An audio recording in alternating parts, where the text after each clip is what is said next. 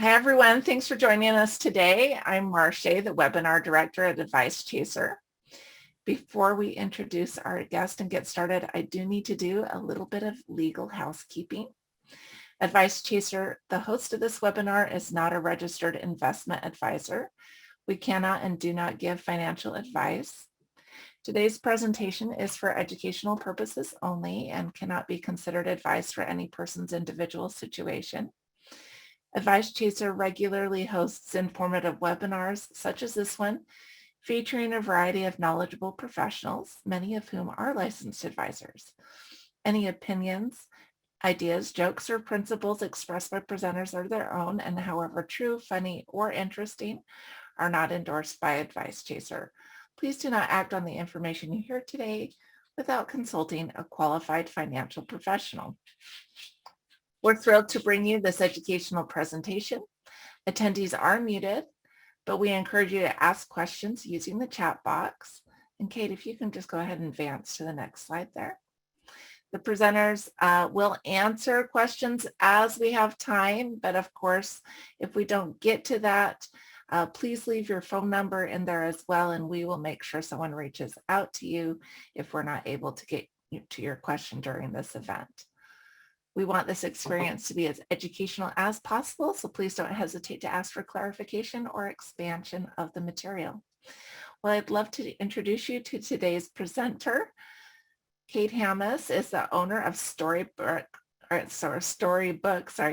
Financial in Coralville, Iowa. He is a certified financial planner with degrees in accounting and finance from Iowa State University.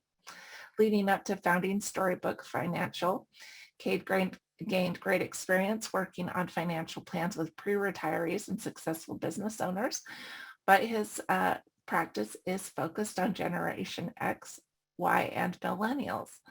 He and his wife are the parents of one daughter who has cystic fibrosis, and I'm really excited to have you to present today, Kate, and I'm just going to turn things over to you. Yeah, thank you, Meredith, or Marche. No problem. Meredith is a colleague I work with, so usually sometimes we get those confused. It's not a problem. Yep. Sorry about both M's, and they both work with Advice Chaser webinars. Anyway, well, thank you for joining me and joining us today for our presentation. As she alluded to, I mostly work with young professionals in my current position. At my prior firm, I largely worked with the pre-retirees, people coming to us looking to put a financial plan together and see if they're able to retire, and then working with them on into retirement.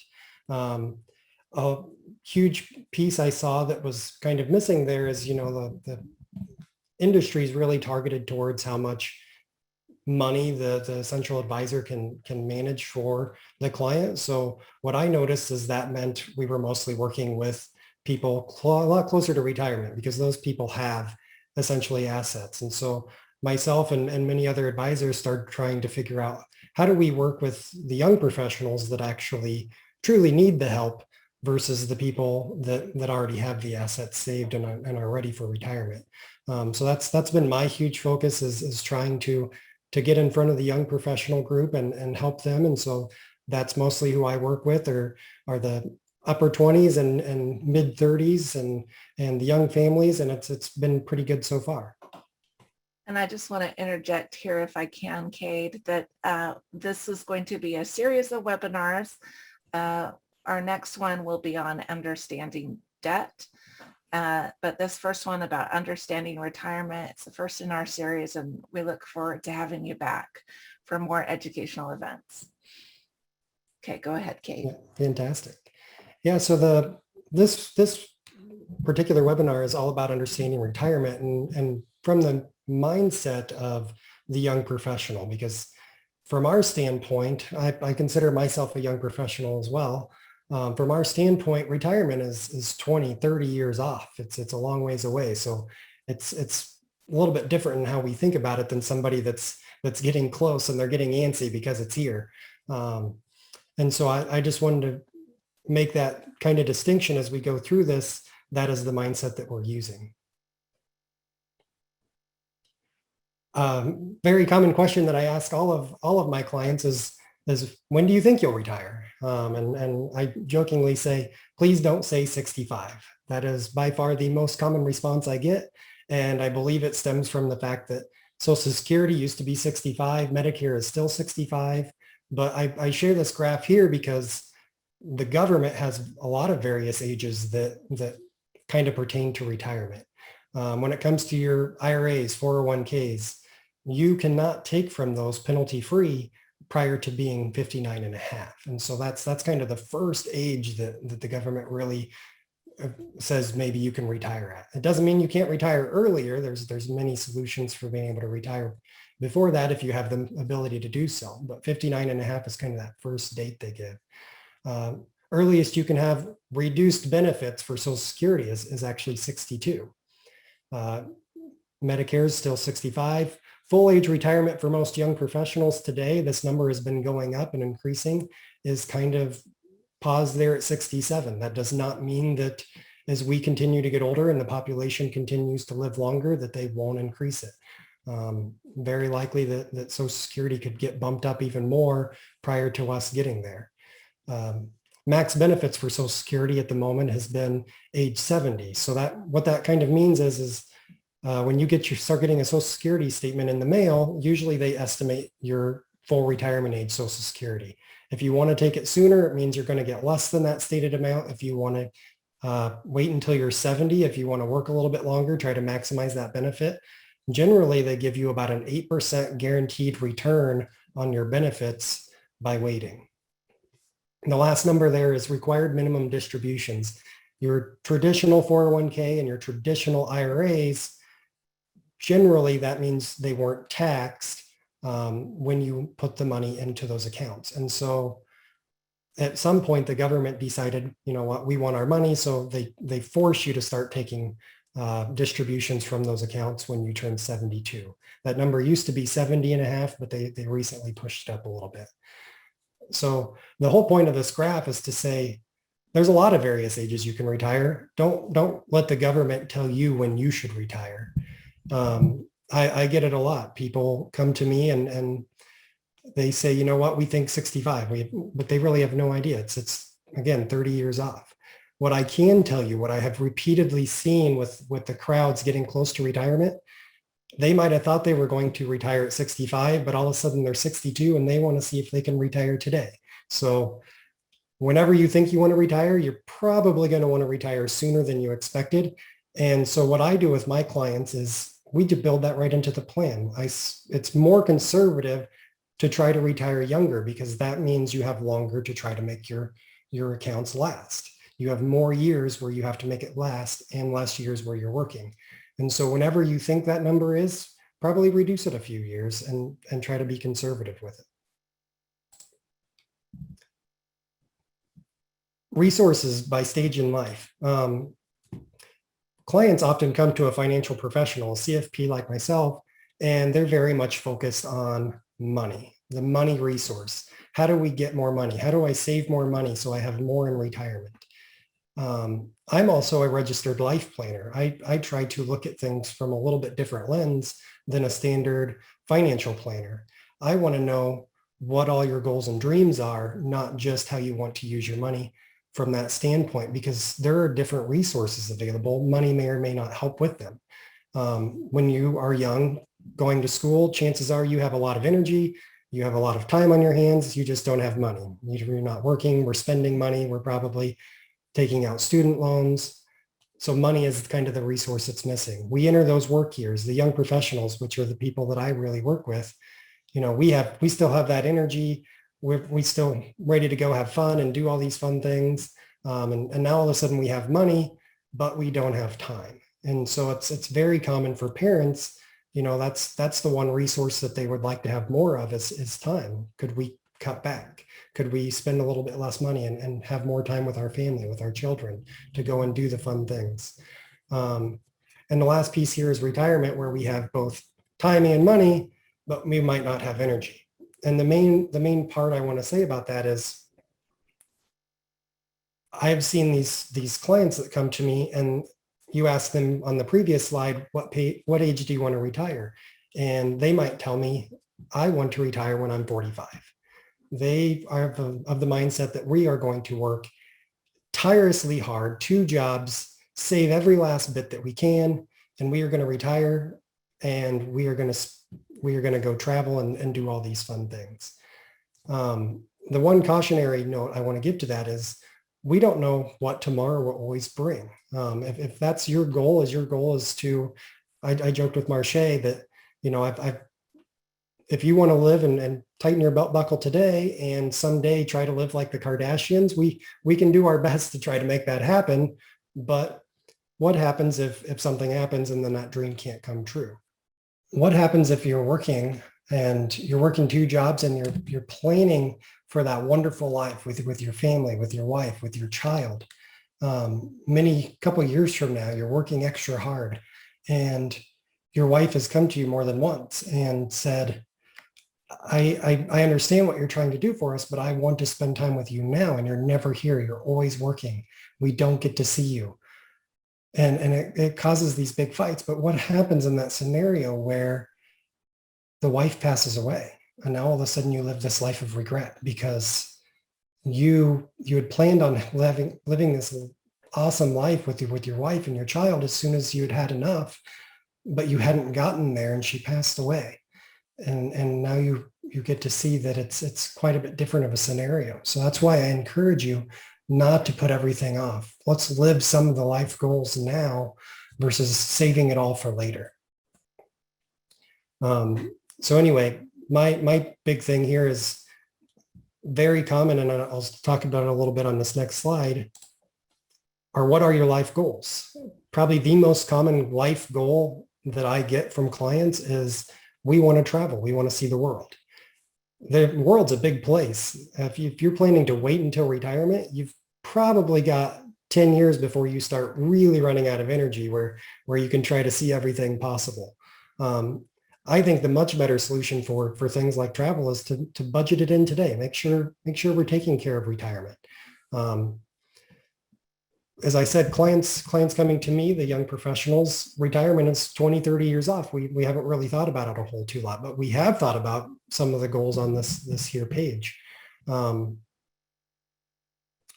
These goals are important and you should take them into account. If when clients come to me, we very much, we plan for retirement. We plan for scenarios where if something happens to your spouse, can you still afford to do the things you want to do? If you were to get disabled, are you still able to do the things you want to do? Financial planning is very much about taking the risk out of the plan anywhere that we can. What are the big scenarios that could happen that could derail our plan? Is retirement taken care of? Are children taken care of? But then it's really going after whatever your big life goals are. With the travelers, and if you can tell from my background, I have a great big map up here because I'm a traveler myself. Let's budget for traveling each and every year. Let's get those experiences, those rich memories with your family traveling today, tomorrow, and continue as you live your life, being able to do those things. If you don't think you can afford, say you want to do international travel and you don't think you can afford it, let's budget it in for every other year, every 3 years, every 5 years. Let's know that retirement's taken care of, but also be able to do these things. Retirement. The other common thing with young professionals is buying a house. How much house can we afford? I get this question over and over and over. And it really totally depends on how important the goal is to you. Like how much income do you have? How much house can you support? A lot of people don't think about all the expenses that go into buying a house, but I like to add that to the plan and make sure that we understand that we need the down payment. We need to be able to afford it once we buy it. The house is a very big goal. And I've told many clients that we're okay to cut back on retirement and save for that house in the short term. And then as soon as we have the house purchased, make sure that the house payments are being made, but then we can re-increase the retirement after the house is purchased. Starting a family, if you're young professionals, you may or may not have already started your family. There are expenses that go with children, and we'll talk about that here in the next slide. You may want to start a business. That's not something that speaks to everybody, but I can tell you from personal experience, starting a business is quite the endeavor. And you might spend a year or two where you have far less income than you're used to. Retiring early, we talked about. So beyond retiring early, you might have a passion of sorts. And a lot of people, this is where they express their creativity. It might be you are very in love with music and you want to follow some sort of passion there. Or it might be you are into extreme sports and you want to buy something that gets you up in the air and it's very dangerous. And you might have a passion that involves something like going back to school. I know we haven't talked about that yet. You might want to get your MBA, or you might want to just continue on with your degree, and that costs money. That's part of the passion, and those are important considerations to have. It's your whole financial picture is not just about retirement. Understanding your financial plan isn't just with retirement. It's also understanding what these other passions are and not putting them off. I've been able to show many of my clients that you can afford to do these things today and retirement is still taken care of. You can still retire when you would like. So it sounds like doing these kind of fun goal things that are more fulfilling in life are taken care of after you take care of like retirement and maybe saving for a house and other things. So I'm assuming there's like a priority list that you would recommend. We can certainly continue speaking about it a little bit. What I do with plans is I try to make sure that we don't ignore retirement, that it's being taken care of, because I have seen that with the older crowd where it's, we bought this and we got it paid off, right? And then so we bought another thing and got it paid off. And so then the retirement savings never happened. At a minimum, you want to do something for retirement. And I can talk about this again and circle back. I think there's a slide coming up that talks about this a little bit. But yes, it's okay if you are in your 20s, if you are in your early 30s and you're saving for a house and you temporarily want to slow down some of the retirement savings, knowing that you can re-up it later, I think that is fine. There was a study that I saw a while back that it actually advocated for lifetime happiness, that you don't save for retirement at all in your 20s, which is like totally different than what every financial planner out there would tell you. Most financial planners, it's the reverse. We want you to save everything you can, and you shouldn't have any fun with your money, right? The more money you can put towards retirement, the better. I'm advocating for you being able to try to do both. Let's make sure that retirement's taken care of. Understand what you need for retirement. If you need to speak to a financial professional to do so, if you're comfortable finding a tool where you know how much you're going to spend in retirement. And again, I can talk about it a little bit on another slide that I know is coming up, but understand how much you need for retirement. That way you can be able to do these other things that you want to do. Putting off retirement is not the end of the world if you know you have time to make it up. Putting off retirement if you don't have the time to make it up, bad idea. Because obviously the earlier you start, the better off you're going to be. It just depends on your goal. I hope that answered his question. Yeah. Thank you very much. I do have another couple questions coming in, but we'll try to answer them as they come up in the slideshow appropriately. Okay. Yep. And I'll just mention the Give to a Cause because it's obviously, it's one that Marcia and I very much care about. My daughter has cystic fibrosis, so we're constantly fundraising for the CF Foundation and giving back. And I see this a lot. Some people they don't care about giving to a cause, but others it's very important. It's top priority. They give to that before anything else. So really understanding your priorities is very important. What is the most important thing to you? The goal for retirement in my mind is making sure that you don't have to cut back when you get to retirement. Nobody wants to have to cut back on their lifestyle. You get used to a certain amount of lifestyle, you don't want to have to cut back later. And that's something that I've seen all too much with the retirees when they would come to me and they don't have enough. There's not a whole lot. And I think the next slide talks about this exactly. I do retirement plans. The first time you've done a retirement plan with a professional, there's usually 3 scenarios. And the first one is the not enoughers. Those getting to retirement, if you're coming to me at 62 and you want to know if you can retire at 63 and you don't have enough, it is a really, really sad conversation to have. And it was not one that I enjoyed having. because there's two options. You can either work longer and save more, longer than you wanted to, or you get to cut back on your lifestyle. And I've had people go both routes. I've seen people that decided they're going to keep working even though they don't want to. And I've seen people, I am done with this job. I am done with this work. My body can't take it anymore. I hate all the people. I've heard it all. And so they cut the expenses. They don't get to enjoy it quite as much as they were used to. I often see people, they get to retirement. You think you might spend less in retirement. It's actually usually the opposite. You get to be 65, 63, and all of a sudden you retire, you have all the time in the world. At that point, you still have a little bit of energy and things that you want to do. And you have all the time in the world. You're not working a 40 hour a week job anymore. Are you really going to be spending less? Think as you go off into the future. Now all of a sudden you're in your 70s, 75. You might not have the energy, but now all of a sudden you have the medical bills that you've never seen before. Your medical bills skyrocket at the end of your life. And even with Medicare and full coverage with insurance, your bills are still going to go up. You still are going to see that. And so the not enoughers, those are very painful conversations. So when I advocate the young professionals, you still have time to make it up. If you want to put a down payment on your house, or you want to focus on student debt and getting it gone, that is fine, because whatever money you're using to pay on the student debt or put towards your house, as soon as you have achieved those goals, you just shift that money over to saving for retirement. And then you can make up the difference as you go along. That's why I like working with young professionals, because they have that time. I can make massive influences and changes that help them get there. The second scenario there is the too muchers. That sounds like it's kind of a good problem to have, right? But it is still a problem in my mind.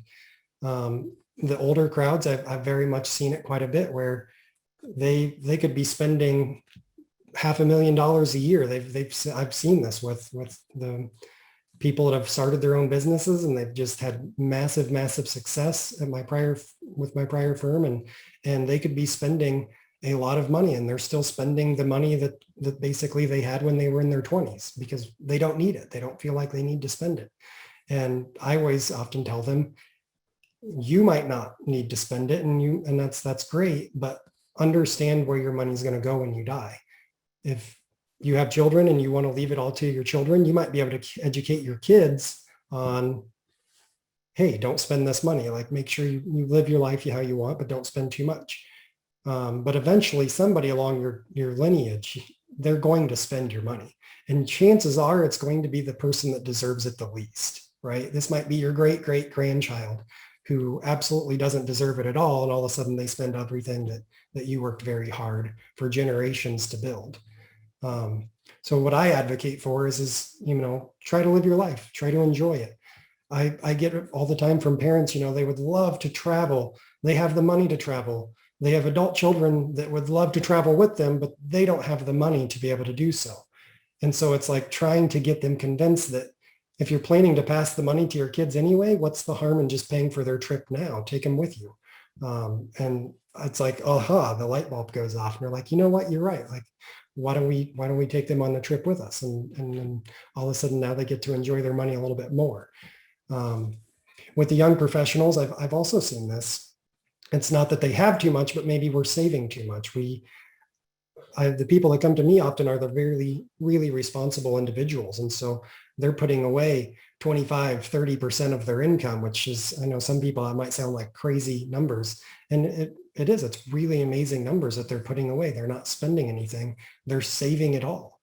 And the problem is they want to buy a house, but you cannot use retirement money to buy a house because it's tied in until you're 59 and a half. You can't do it without penalty. And so how are we going to afford the down payment for our house? How are we going to afford the college? Because they've been putting so much focus on retirement, they've ignored those other priorities that we had on that last page. And so I get to be the one that tells them, it's almost like giving them permission. You have permission to cut back on your retirement savings. You can put a little bit less in your retirement. Your retirement's going to be fine. You can retire when you want to. you can spend a little bit of money on your children, on your house. You can take that extra trip you've been wanting to take. And it's a good problem to have, but it is still a problem. The last scenario is the just writers. The people that, they're saving the exact amount, or they have the exact right amount, and they come to me and it just kind of works out perfect. I don't see it very often, but I have seen it. But the key thing to getting it checked and doing a plan is that it very much shows you that you have the right amount, and it gives you the peace of mind. Hey, I can retire when I want to. You don't have to fret, and you don't have to worry. Do I have enough? Will I have enough? I'm a big advocate for financial plans, if you couldn't tell. The retirement wild card, children. I have honestly, in all of my financial planning days, there is not one thing that is more diverse than talking about children. I have seen parents that when their kid reaches 18, they will not get another cent. They will not pay for college. They paid for their own. Their kids can pay for their own. They will not help them. They need to learn responsibility. They will not get anything when they die because they want their last check to bounce. Their kids can worry about their own life. That I joke about the last check bouncing. If that's your goal, if you want it all to be for you and you want to make sure that last check bounces, it's an interesting conversation each and every year when you're in retirement and spending down your accounts. But we can do that, and we can plan for that. And it's interesting watching the accounts coming down quite a bit faster than they do with the people that plan to leave money for their children. It's just a little bit different of a conversation. On the flip side of that, and I'm saying I've seen multiple people on that side, and I've seen multiple people on this flip side. I've seen them, we're paying 100% for college. I don't want them to have any debt when they get out. I am going to pay, I've seen parents paying for a fancy loft in a big city for their adult child that's late 20s, and their other child is out west, and they're paying for their actual house, making all of the payments so that their kids don't have any bills, even though they're in their late 20s. And of course, we've already kind of talked about the nest egg scenario where they've had millions and millions of dollars saved up and just won't spend anything. And they're planning to leave it all for their children. So kids are the real wild card, where it's your passion and how you feel about what you spend on your kids can just be totally different from person to person. The one big scenario I wanted to talk about is not letting your kids totally derail your own retirement. College is going to come before, if you have young children, college is going to come before you retire. You are going to be there before you retire in most scenarios, unless you're having kids in your 40s. Your kids will get to college and you will be tempted to spend your retirement savings, if you don't have enough elsewhere, on your kids' college. And I really encourage my clients not to do so, because retirement, if you get there and you don't have enough, there's not a whole lot you can do about it. If you get to college and your kids don't have enough, they can take out loans and they can pay for it out throughout their lifetime. And they have time. They have time to get it paid off, and they have time to save for retirement. They're much younger than you yet. They have the time to be able to do everything they want to do. Don't sacrifice your own retirement to make sure that college works. That's just my, I guess, personal opinion on it. I have had people that don't listen to me. They very much want to pay for their kids' college, but it is very much something that you cannot make up the difference later. And so that's why I encourage people to account for both early on, or just not sacrifice their retirement for it. I know we had a question coming into this one that I wanted to address. What is a decent/minimum amount to strive for in saving for retirement? And this particular person says, I am currently not married with no kids. Yep. So the last bullet point here, how much to save to retirement, is the rule of thumb has been 15% basically since my early days of college. It's just been drilled into like every financial advisor out there. Rules of thumb, there's so many financial rules of thumb. They're not always that great to follow. If you are in your 20s, 15% is likely more than you need to be putting away. And when I say 15%, that's not just what you're putting away. It's 15% of your salary, gross salary, both what you are putting away and if your company is doing a match of some sort, add that to it. That is the 15% rule of thumb. So if you're putting away 10 and your employer is matching with 5, that's 15% right there. I would say if you're getting started in your 20s or getting started before most, and so 15% is probably more than you need to be putting away. 20%, 25%, if you're putting away that much, chances are you don't need to. The 30-year-olds are really where the 15% rule of thumb seems to come into play.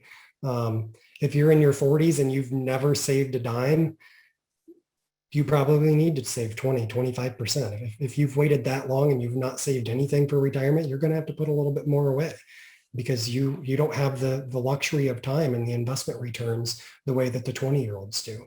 And that's why I do think it is important to be putting something away for retirement as early as possible, because it really does help, and it helps so you don't have to put as much later on. That's why it's so important to kind of understand all the goals with the housing and the traveling and what all the things you want to do. The next big piece here, that first bullet point, is understanding your company match. I've seen companies that don't match anything, and so it's all on you to put your money away.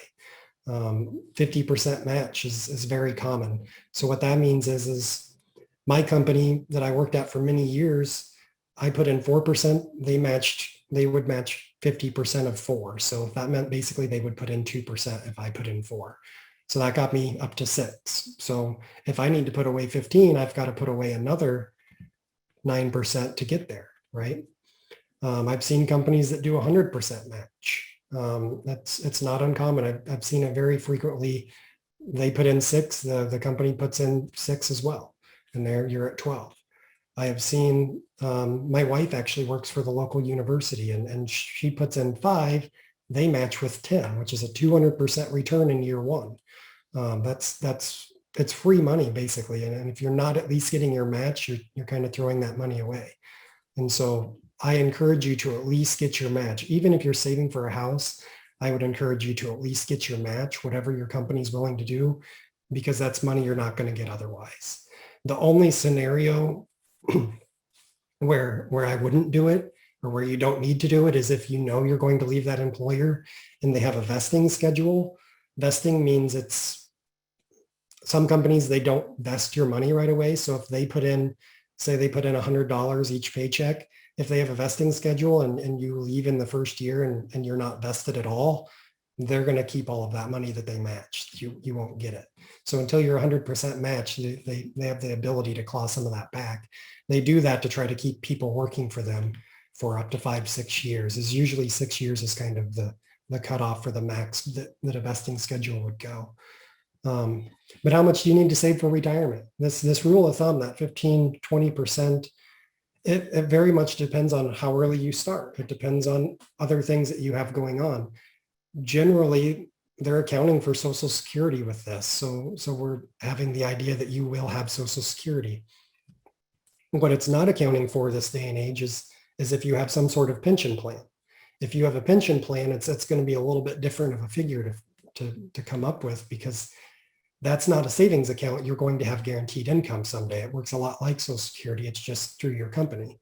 And so trying to understand that is just a little bit different. If you have a pension plan, the amount you need to put away is probably less than what the next person needs to put away. And I'll just interject here. This is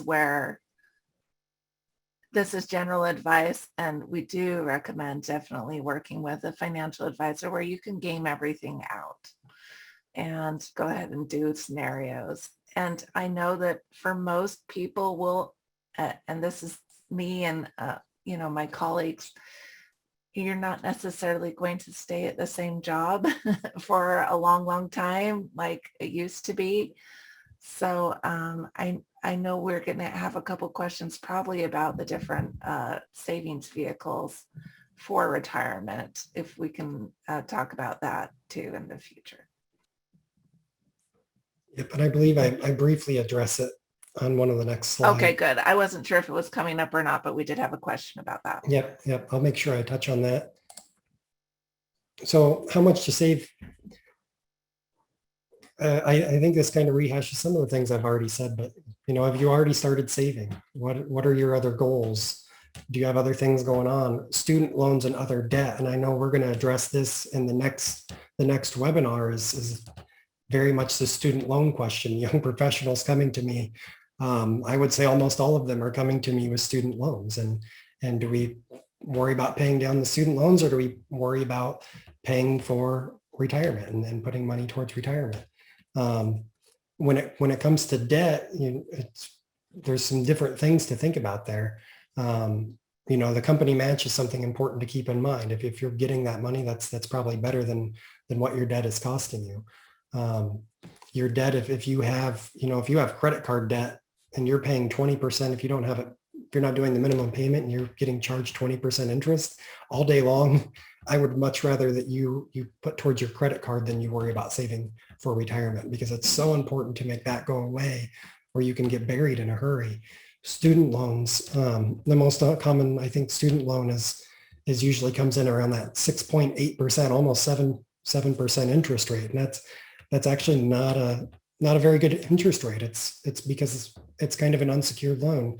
Housing and mortgages, those loans, those come in a little bit less, because if you don't pay, the bank has a reason to go grab your house and take it from you because you didn't pay. They have the collateral. A car loan is a little bit cheaper because they have a collateral within your car. Student loans, they're betting on your future and your ability to pay over the future. But if you don't pay or you can't pay, there's not a whole lot of repercussions there that they can come for. That's why they charge that much higher interest. They're taking a much bigger risk as it comes to the student loans.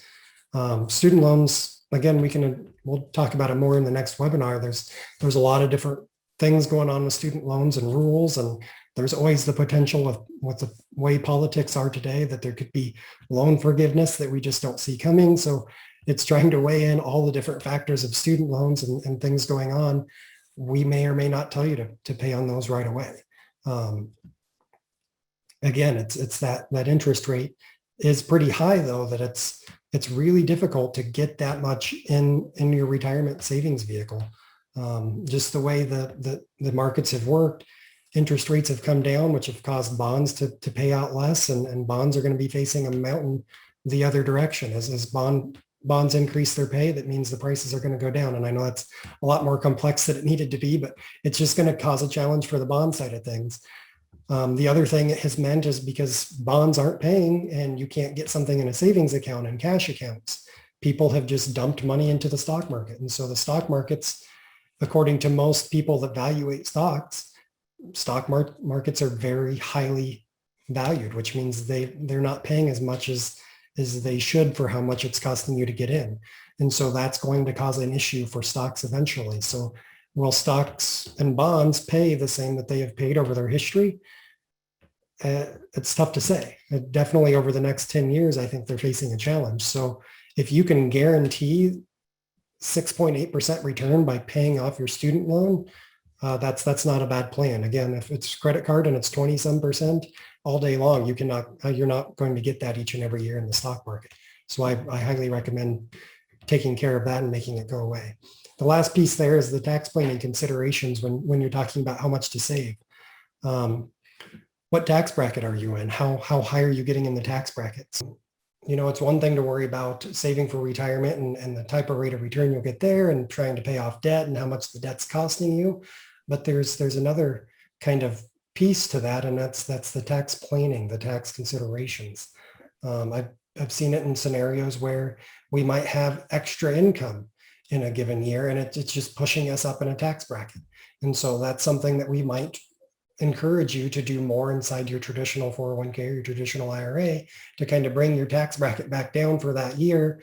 And if we were paying on the student loans to be able to afford that, we might slow down how much we're paying on the loans to afford putting more into the retirement account. And then as soon as that year's up and the income returns to normal, then we can jump back and go back to the paying on the loans or whatever we were doing before. So making sure that you understand the tax piece is very important, because it makes a difference. If you're jumping from that 24% tax bracket up to that 31% tax bracket, it's quite a bit of a jump. And so it's something that you need to consider. I do have a question here. How are tax brackets determined for withdrawal post-retirement?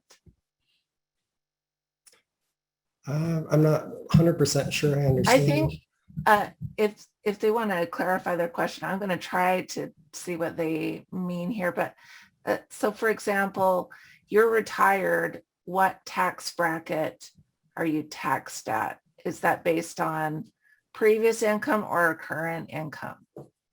So your tax bracket in retirement is your tax bracket's always determined by your current bracket and where you are and how much you've made that year.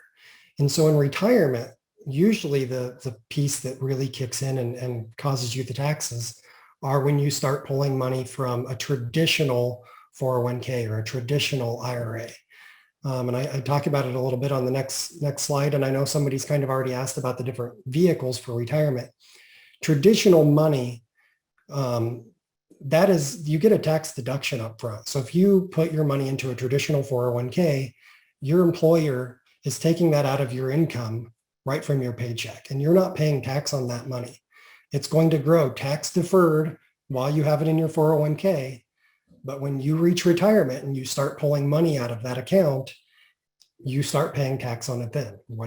However much you pull out that year, that is considered taxable income, just like your W-2 that you made from your salary. A Roth IRA account, a Roth 401k account is a little bit different. Those, they tax you up front. They tax you when you make it during your earning years. It grows tax-free, and then when you take it out, it is tax-free. So it's quite a bit different. So it's the distinction there between the two. So if you have a lot of money in Roth, when you reach retirement, your tax bracket may be quite a bit lower than it is today. If you have a lot of money in traditional and all of a sudden you're pulling 100 grand from your retirement accounts each year, it can really affect your tax bracket. The one thing that I try to convince clients of is having different vehicles and having different buckets in retirement. And the reason is you can have the traditional accounts and kind of plan for your tax bracket in any given scenario. And all of a sudden this year, you need to buy a car. If you have to take all of that from your traditional account, it can jump you up a tax bracket. So if you have that separate bucket, that Roth IRA bucket, or that, just your traditional brokerage account, from those, you can pull from there in those years. And that way it doesn't push you up that bracket because you have that money that's already been taxed. I hope that's kind of helpful. All right, I do have a follow-up question here. Does it make sense to start a Roth IRA account to help save for retirement? I think you just already answered that. I honestly believe that it's good to have both because it gives you two different buckets to play in retirement. The Roth versus traditional, and I have that bullet, here's why I jumped to this page, is it's really more a matter of you and your personal scenario. And what I mean by that is are you going to be taxed more in retirement, or are you going to be taxed more today? If you are somebody, if you know for a fact that you're going to have an inheritance someday, you might have a bigger tax bracket in retirement. And so it might be better for you to do, if you have a big inheritance coming, it might be better for you to do traditional today, get your tax bracket down today. If you're somebody that you're going to cut expenses in retirement and be taking out a little bit less, and your tax brackets are pretty cheap today, then you might want to do the flip. So it really depends on which one you have where the high taxes are. Is it today or is it tomorrow? That's why I advocate for a little bit of both, because then you can kind of play that tax game and do a little bit of the tax planning in retirement of today I'm going to turn on the traditional bucket. Tomorrow I'm going to turn on the Roth bucket because I want to make sure I don't jump in that tax bracket. It really depends on your personal scenario. And I do have some more questions, so we're going to come to them. I want you to go ahead and go over the information on this slide, and then I'll probably interject when I have some more questions here. Yep, I think this is the last slide too. So the first consideration you see on that page is do not borrow from your retirement funds. 401ks, you can borrow from those. I really, really highly recommend against it. You're basically, it's your money, but it's not your money. And so you're going to have to pay it back. You're probably going to have to pay it back with interest. If you don't get it paid back, they give it to you as basically you took it early and it was a penalty. And it can really hinder the growth of your account. And so that's something that once you get it put in place, I highly recommend that you don't borrow from it. Don't take from it until you need to, unless you've planned for it. I've had a few scenarios where clients, you can take from your retirement funds for college, even if you're not 59 and a half, for your kids' college. And so I've seen clients that have planned for that and they know that they're going to do it. I think there's better ways to save for college, but a previous advisor had told him to do that. So, we had planned for it. So we went ahead and did it that way. Automate savings. When you're going for that 15%, or say you're in your 20s and you're only going for 10%, or say you're in your 40s, you're trying to hit 20, 25%. Automate it. Try to take it out of your control. Try to not have to think about it. Your 401ks, if it's through your employer, it's pretty easy. You go on there and you tell them, take this much out of my paycheck, and that's taken care of for you. If you want to open an individual retirement account or a brokerage account in addition, automate it. Tell your bank to move it. You might be able to do it right through your employer, give them that second account and split your money. Have some coming into your checking account, some going into your retirement account. That's your own personal retirement. But if they can't do it, your bank should be able to automate, once a month, right after you get your paycheck, maybe 5 days later, that money moves over and then it's out of sight, out of mind. You don't ever see it. You don't feel like you need to spend it because it's not there for you to spend. And the last big piece there is, especially the ones that are a little bit older on the phone call. If you aren't saving enough yet and you need to, it's very difficult cutting your lifestyle. And it can be very difficult. So what I recommend is doing your best, saving what you can. And then the next time you get a raise at work, put some of that raise into the saving, give yourself, say it's a 2% raise, give yourself 1% extra that you can spend. Prices are going up. That's called inflation. Things are more costly than they used to be. It happens each and every year, and you might notice it, you might not. But also put a little bit away towards retirement, because it's an easy way to not feel the pain of having to put more away. So let's go back to that last slide. I do have some questions about this. So you talked already about what is a Roth versus what is a traditional. I had a question, and someone said there's no tax on a Roth, correct? Can you explain about Roth?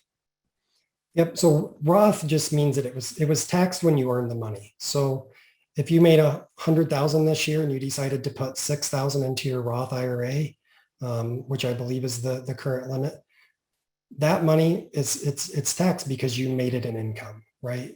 It's part of the 100,000. You're just taking a piece of your 100,000, putting it into the Roth, and so it's taxed today. But then it grows tax free, and you get to take it out of the account tax free off into the future, which is really a nice piece of the Roth. And a lot of young professionals, they would rather pay the tax today and have it tax free in retirement. Roths are very nice for giving to your children. If you're choosing between two accounts, one to give to the charity, one to give to your children, give the Roth to your children because it's the tax-free one, right? Give the traditional to the charity because they don't pay tax anyway.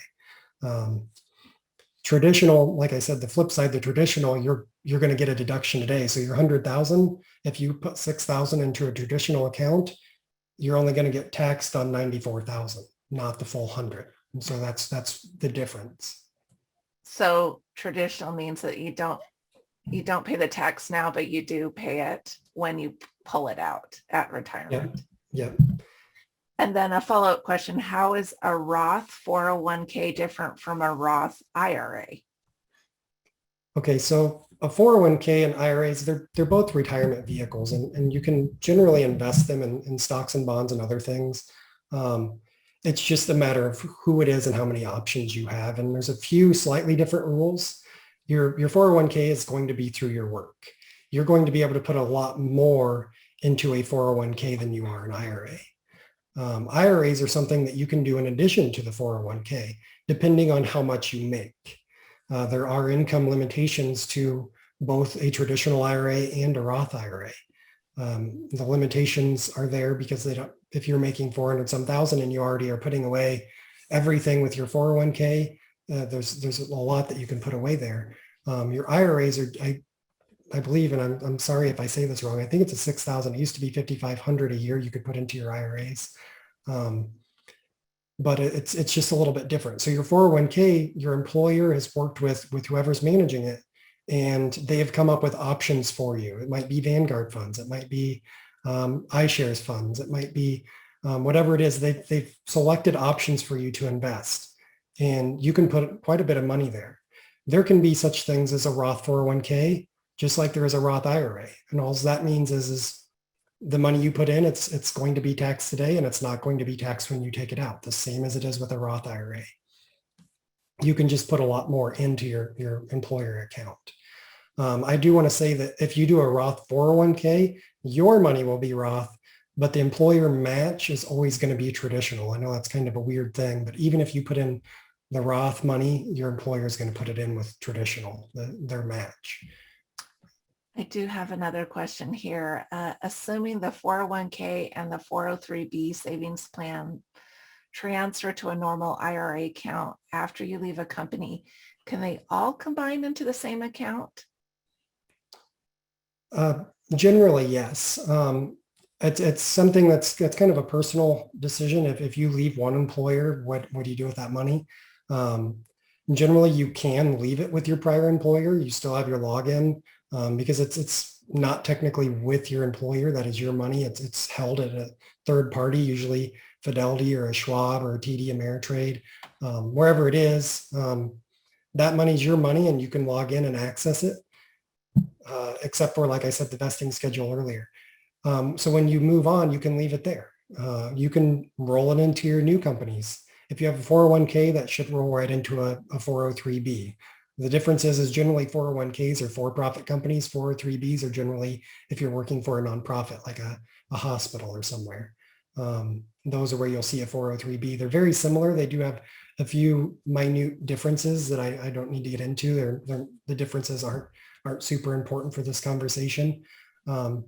If you are somebody that wants to keep it simple and have everything in one place, then you might roll it into your current employer's account. I was of the mindset, I'm a financial advisor. I know how to manage it myself. I like having the options to invest it in whatever I want. I don't want to be limited by my current employer's options. So the few times that I had moved from one company to a next, what I did was rolled it into an IRA. And so generally 403bs, 401ks roll into IRAs if you want. And so I moved it there because then I have the whole world of investment options available to me because it's 100% my account. It's not chosen, the options aren't chosen by the employer. And so that's one reason why you might do it that way. There are scenarios where I wouldn't recommend that, and I'll cover it briefly.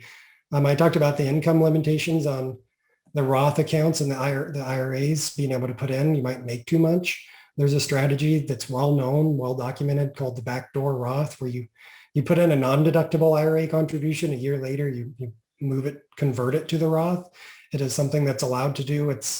That strategy's been around a long time. The government knows people are doing it, and they've basically said we're not going to do anything about it. So it's very easy to go find articles on how to do it.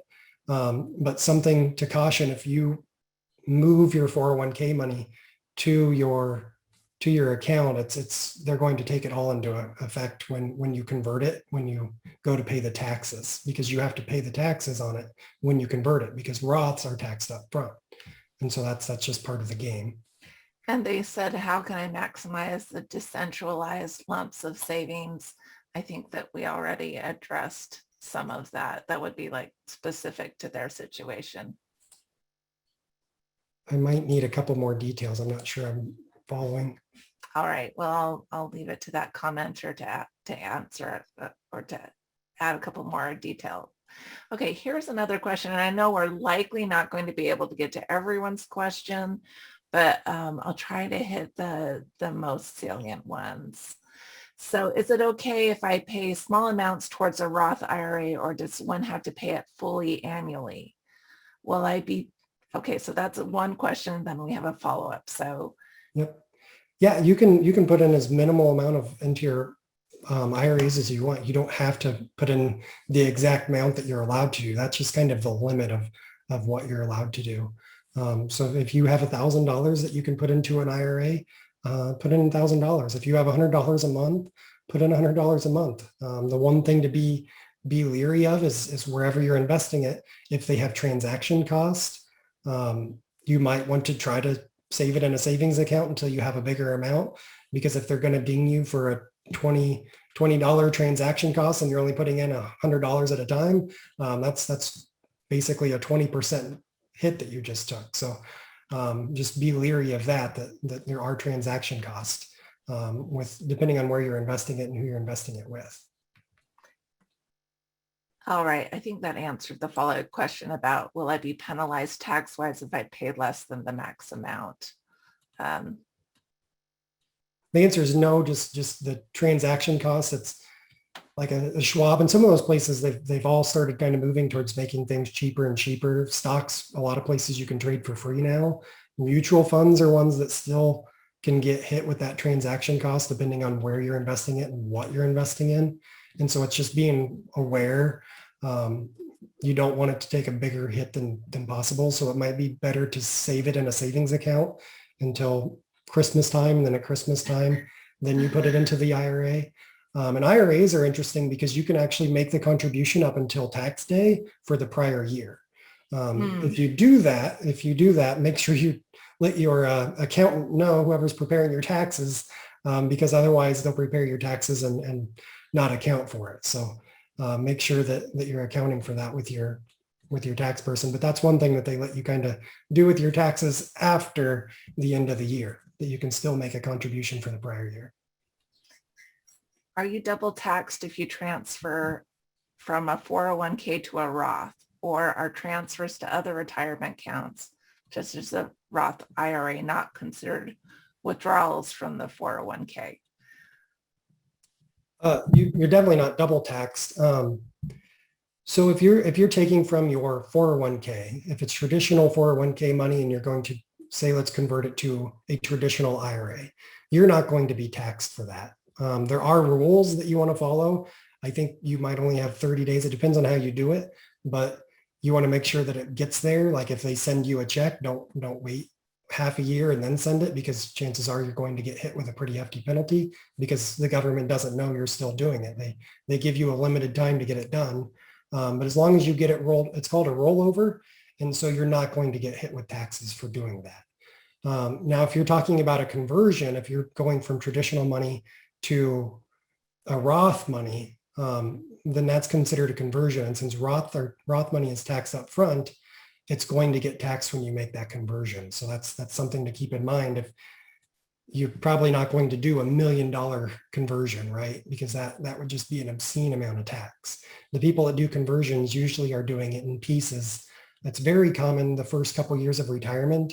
You might not need it, so you are in a much lower tax bracket than you've ever been in. Your Social Security is less, and so they do the conversions in those years as a way to maximize your tax bracket and avoid that step up in tax brackets during those years, and you can get some conversions done. If you're starting a business, that first year in business, if you're losing money, that's a great year to do a Roth conversion because you're not going to jump up in that tax bracket because you're making less than you're used to. Well, thank you so much for all of these, answering all these questions. We have run out of time for questions. If you have more questions to our audience, go ahead and leave your question as well as your phone number. We'll make sure someone reaches out to you. I want to thank Cade. We want to thank the organizations that have worked with us to bring you this webinar today. Cade, if you just want to go ahead and click on the next slide. Thank you so much for attending. Look for an email soon. We will follow up with you about this event, and we will also be hosting a replay of this event on our YouTube channel in the future. Here at Advice Chaser, we're all about helping you find a financial advisor who is a great fit for you, your life, and your financial situations. Our matching service is free to you, and every one of our advisor partners is committed to offer a free initial consultation to anyone we introduce them to. Just go ahead and click on the link at advisorchaser.com that says find an advisor. And we're getting some feedback here. Thank yous. And this was very informative, Cade. We're glad you were here. Remember, our next one is going to be about understanding debt. And we will hopefully see you at that one. Once again, from Advice Chaser, thank you so much. We'll see you at another webinar soon. Thank you, Goodbye, everyone. everyone.